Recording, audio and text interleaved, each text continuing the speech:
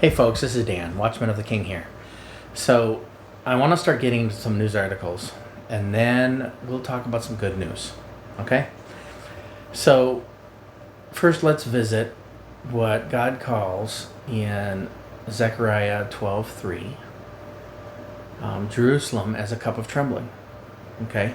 We've got Biden is visiting Israel before heading to Saudi Arabia. He's there right now. He's planning a trip over to eastern Jerusalem, over towards the Mount of Olives, where no dignitary has visited. This is causing concern for support on a two-state solution, which he definitely is for. We know that Israel's government just recently collapsed, and there is an interim prime minister. So Prime Minister Lapid actually is also for a two-state solution. So with these meetings going on now, and the idea that they want to set up or agree upon a two-state solution, the players happen to be in place, even though they may be temporary. They may be able to get something done here, which would be a very bad thing, because God says, don't divide his land. In fact, he talks about in the last days, in Joel 3, verse 2, I will gather all the nations and bring them down to the valley of Jehoshaphat, and I will enter into judgment with them there on behalf of my people and my heritage Israel, because they have scattered them among the nations and have divided up my land. Okay, that's going to be a big deal. We know that anybody who blesses Israel is blessed, and anybody who curses Israel is cursed. That's why the United States has done so well, is because of our friendship with Israel. Anytime that we have moved away from that, we have had issues. There are articles. There have been things that have been written. I don't have those books right here. I don't have the articles right here. That talk about any time that we have taken a stance against Israel, we have suffered some type of catastrophic event. So these are things that we want to pay attention to as our leaders go over and make decisions for us. All right. Let's move on.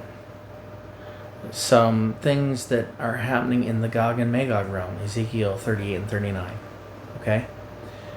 Intelligence suggests that Iran has enough enriched uranium for more than one nuclear warhead at this point in time.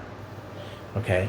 While we've been messing around with whether or not there's going to be new nuclear talks or a new nuclear agreement or any of that kind of stuff, they've been plugging away at enriching uranium, installing their new centrifuges, and getting everything from 60% to 90% enrichment. And it now says that they could have a bomb within days. And that's of today. That's as of, mid-July right now.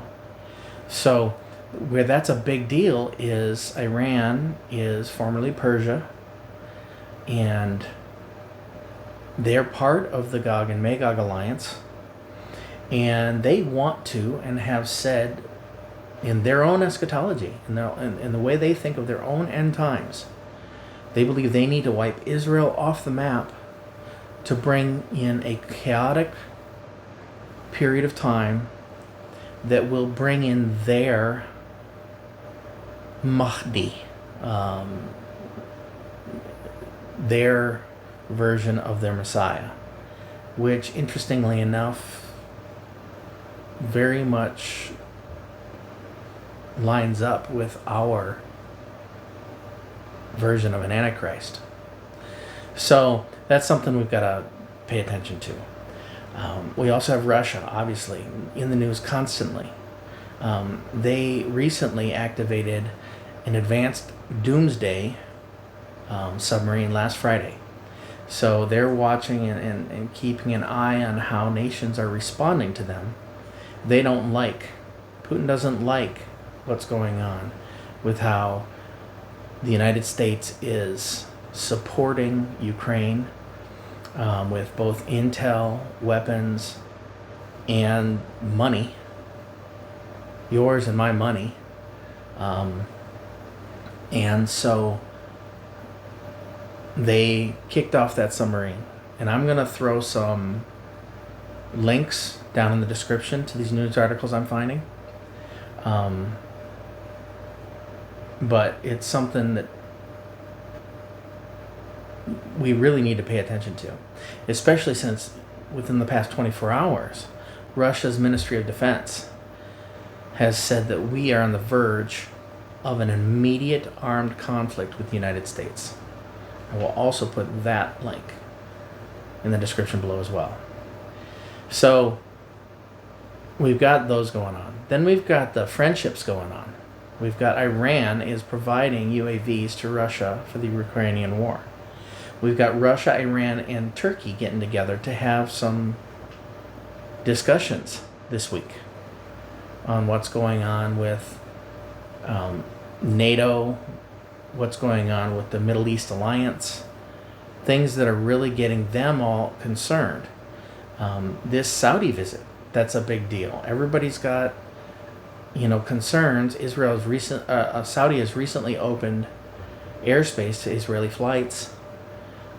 They're looking at and very likely may join the Abraham Accords. So those are pieces of news that are going on within the last couple days. Let's talk about tribulation shadows. Okay, the 4 horsemen. They're not coming yet. They're not riding because the seals aren't broken, because the church is still here. We're going to be gone. In fact, the elder is the one who explains to John in Revelation that the Lamb who had been slain, we know as Jesus Christ, he is the one that is worthy to open the seals. The elders aren't in heaven until after the rapture, because the elders are the church. They even sing a new song saying that you have made us kings and priests. So, all of these things are Bible studies that can be done, and to understand that we are the bride, and the bride gets raptured before the tribulation. So the 4 horsemen aren't riding, but we're seeing shadows of it. And here's why. Here's some of the things I'm seeing. Fertilizer shortages all over the world are causing countries to stop exports. I don't have all the news articles that I've been seeing over the past month, but we're starting to hear major outlets such as the United Nations and major news companies all over the globe talk about how it's impacting their farmers being able to produce their crops. Okay? We also have the supply chain issues. That's been going on for a couple months now. And it's going to cause... We've had a bunch of stuff within the chain itself now.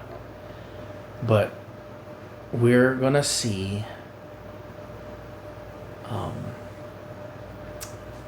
we're going to see where warehouses start emptying out, and the things that we're expecting from overseas are not coming in anymore. So we're already seeing it with chips and things that help to make the computers and cars. It's causing delays. So we also have exports of many countries are being shut down within those countries. Oil within a couple different countries like India, they're not exporting cooking oil right now. You got various grains are not being exported. Of course, the Ukrainian war with Russia is causing most of the exports there to be halted. They're just basically now getting some of those out, but these have been halted for months now. We've got gas prices, and this is worldwide. Gas prices have gone up over $2 a gallon, from where they were a couple years ago. So this is putting a squeeze on everybody and everything. And I'm not just talking about regular gas and filling your tank. I'm talking about diesel as well, and the shortages that are impacting that were both truck and rail are going to be, the increase in costs are going to get passed down to the consumer, which is why we're seeing inflation. So all of this is causing your average item to go up a few bucks. And if every average item goes up a few bucks, just look at how much you're able to put in your grocery cart every time you go, based on how much you have budgeted. So that is indicative of the black horse, because that's the one that the rider has the balances in its hands. That's an indicator of inflation, not being able to afford most food items, even though the rich won't be affected. And we're seeing that suggestion now, where the people with the money are starting to make suggestions on how the people without money should behave. And they're giving all kinds of reasons for it. But really, it's all about control. So now let's also talk about the droughts. I mean, we've got floods in certain areas of the world, completely decimating things in Australia and China. But we've got major droughts in the United States that are affecting Lake Mead and Lake Powell.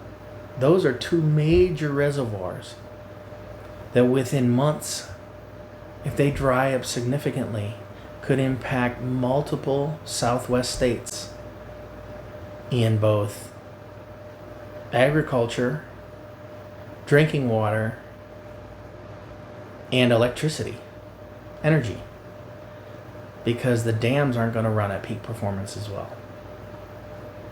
So we see these things. We also see various pestilences, according to the Bible. They're already ramping up. We know about the one that hit the world in the past 2 years. Okay? We also know the reaction to that is a medical procedure that they want you to have twice and then boosted 3 to 4 times, that is causing more issues than the actual plague. If you don't believe that, do some research. It's readily available to understand and see. You can always email me, and I'll get into a discussion with you about how the major media is not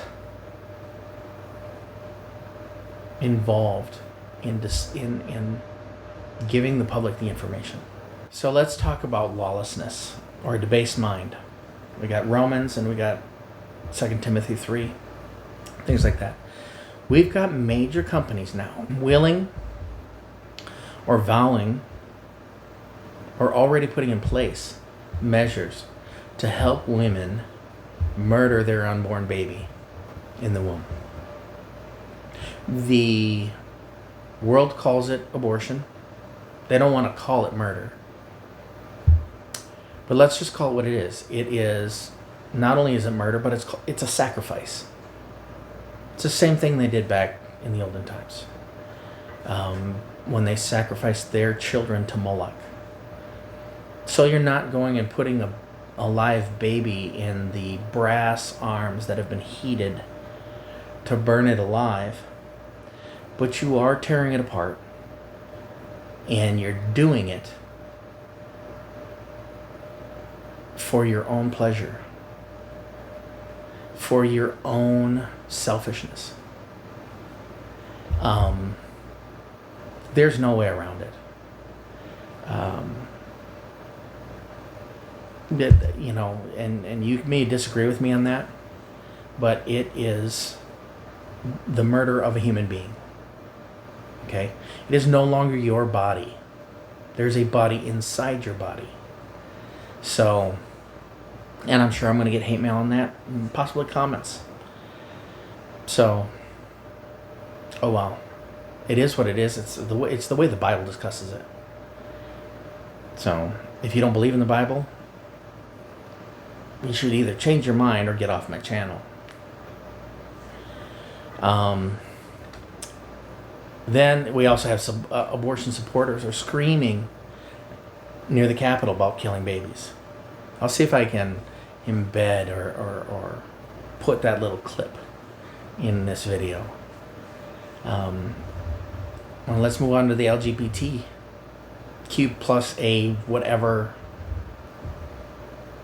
How they're pushing really hard in nearly all public schools. And then most apostate churches are now allowing not only they're officiating over marriages between same-sex couples, but they're allowing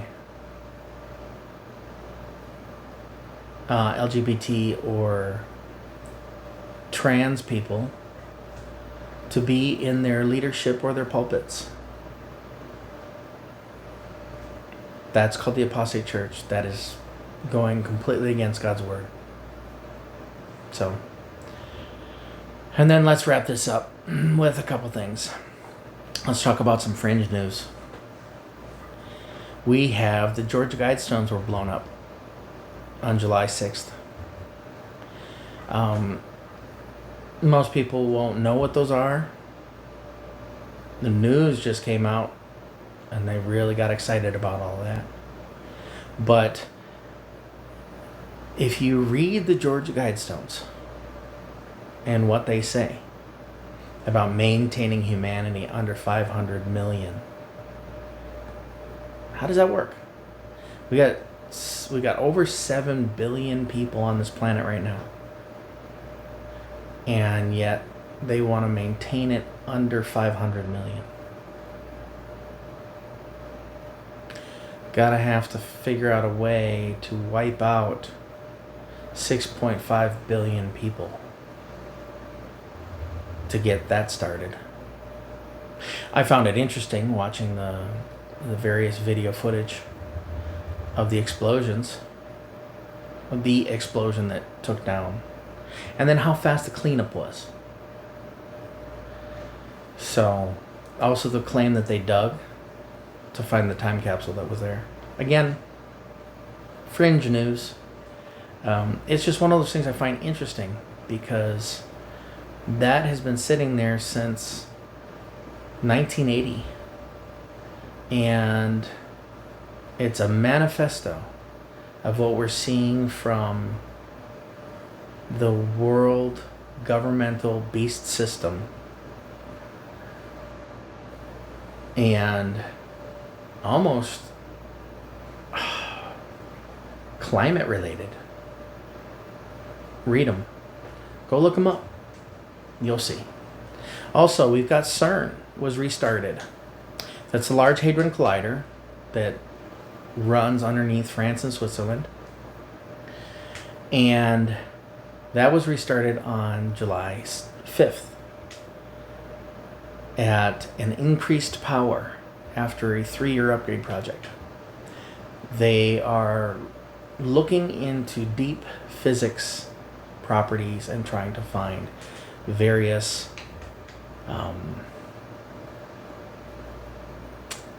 dark matter, the God particle, Higgs boson stuff. Yet we've got programming out there, very much like Stranger Things, and Stargate.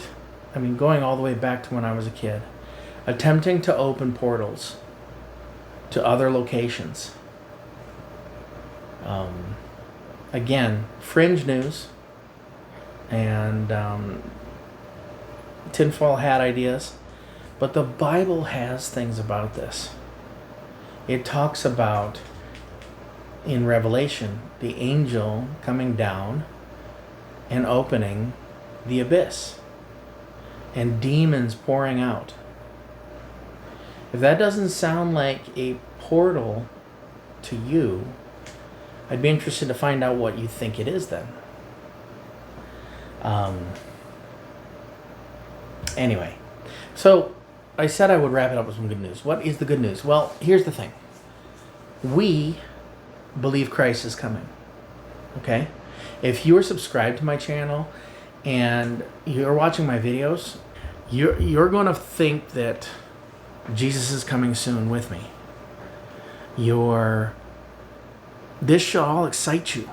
Seeing these news articles, while they scare a lot of folks who don't believe, or people who are pew sitters, Sunday morning Christians, people who don't know their Bible,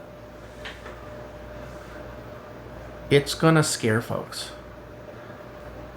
But to those of us who know and see what's coming, who realize that Jesus is nearly at the door and ready to bring his bride home, this should be exciting. This all should be good news for us. So I'm going to keep reporting on things like this if I get a chance to. Right now I'm playing catch up because I just started this channel. So you're going to see me talk about news that has happened maybe even a couple months ago. The fact that it's going as fast as it is, like I said in one of my other videos,